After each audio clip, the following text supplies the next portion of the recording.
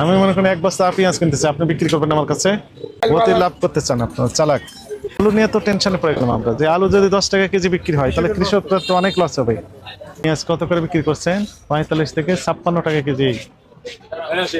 না না, বসে থাক, সমস্যা নেই, কিন্তু 56 টাকা কেজি এখানে তো সর্বোচ্চ দাম। তাহলে আপনার কত করে ক্রয় করেছেন? আপনার পেঁয়াজ তো বিক্রি করছে পাশে দেখলাম, সর্বোচ্চ 51-52 টাকা।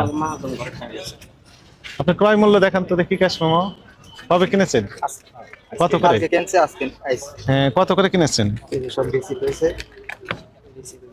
হ্যাঁ ঠিক আছে, এটাই তো আছে ওই ভাড়া। বের করেন। আর কি লেখা আছে? 2196। এখান থেকে কিনে নিয়ে এসছেন আপনারা? কোন ব্যাপারী পাঠাচ্ছে? কালাম ব্যাপারী? কালাম ব্যাপারী তো। ওই ঘরে ঘরে ওই ঘর থেকে এনেছে, সেই ঘরের নাম সিলি করে এখান থেকে কিনে দিয়েছে আপনাকে। দর মানে কি এটা? 2196 টাকা মন হিসাবে কিনছে। মন এক মানে কয় কেজি থাকে? 40। আপনি নিজে তৈরি করে দিয়েছেন। আড়তদারের নাম কি? মানে যে ব্যাপারী, ব্যাপারীর নাম হেলাল কি? হেলাল ব্যাপারে। হেলাল। হেলাল আশপাশে আছে না?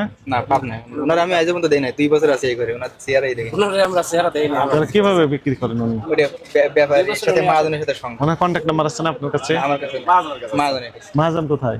আমার কাছে কি নাম বলেন, বলেন তো। হ্যাঁ, ব্যাপার হেলাল, আগে পরে কিছু নাই?